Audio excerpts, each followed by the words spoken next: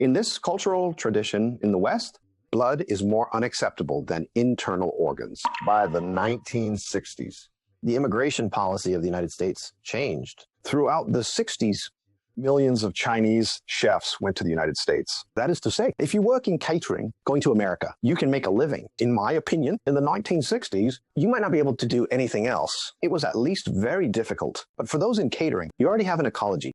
When you arrive, some fellow villagers will pick you up and start working in a restaurant. You can live on and work there. If you do well, you can open a restaurant. If not, you just keep doing it, okay? It's enough. After 1960, the industry gradually developed. In the 1970s, if I remember correctly, the second generation of the second generation, they are unwilling to use traditional business methods. You know that they will think about how to connect with the mainstream way at that time. This is the characteristic of the second generation. What was the mainstream of American catering in the 70s? Fast food was the trend. The mainstream is standardization. The mainstream is McDonald's and KFC in the 1970s. This restaurant began to study how to standardize Chinese food in the 70s. They developed a production line for Chinese food. They also followed the Western idea to deal with the standardization of Chinese food. By the 1970s, Chinese food officially caught up the pace of American mainstream catering. So in the 1980s, this restaurant, the second generation, they founded Panda Express. That's how Panda Express came into being.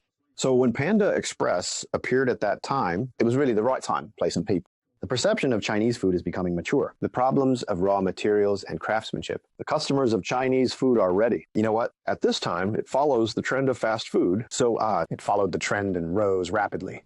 It can be said that it has really occupied a place, has firmly occupied a place. It's really amazing. Of course, all of us Chinese who go to the US can't eat Panda Express. Of course, you can eat it, but after eating, they leave a lot of bad reviews. But when we go back to the history, we still think that he has considerable historical achievements, representing an era. As the largest Chinese restaurant chain in the US, it has more than 800 branches. Over 800 with over $1 billion US.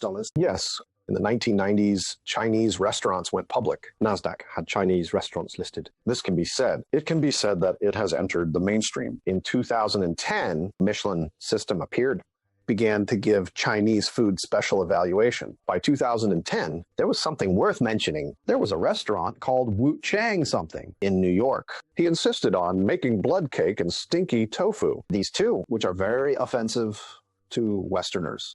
He insists that you don't order it. Anyway, I insist on making stinky tofu. Let's not talk about it anymore. They are even unfamiliar with tofu itself. Don't say it's stinky tofu, right? The state is a bit like now, a very high-end Beijing restaurant in Beijing. They insist on providing you with daozi.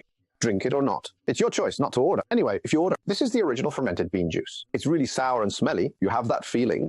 Why can't they stand the pig blood cake? For most Westerners, they are still more taboo to eat blood. Blood products are in the taboo. It's more taboo than the internal organs. In Western cultural traditions, blood is more unacceptable than internal organs. When animals are slaughtered, the blood must be allowed to flow naturally. Before eating the meat, it's a strong cultural tradition. But the restaurant called Wu Chang Shashi, they just stick to making I just make stinky blood cake. As a result, it was awarded a Courage Award by Michelin that year. Why do I want to talk about this? That is to say, the high-end catering in the Western mainstream society. This field has opened up to the absorption of Chinese food. An understanding of it, it can be said that to a large extent, they admit their own food system and their ignorance of the human taste system.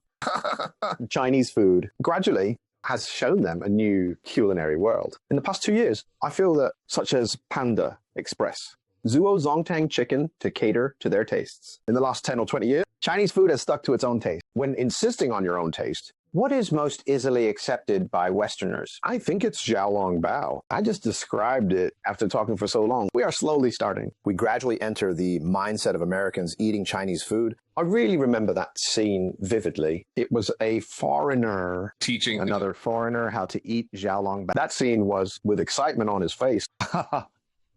It was very exciting. He took a spoon to hold a bun and used chopsticks to pour some vinegar, and then taught him how to take a bite to drink the soup. I just watched the process. I also felt very happy knowing this element. It may just be comfortable and just fit into his cognition.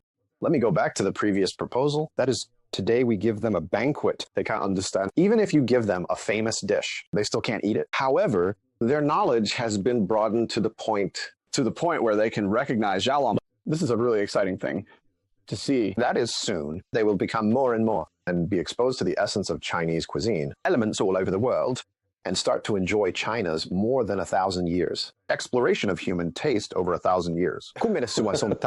这么吃这个？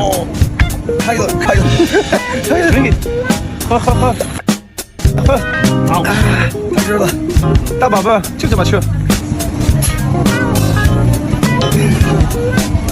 这样吃，老外。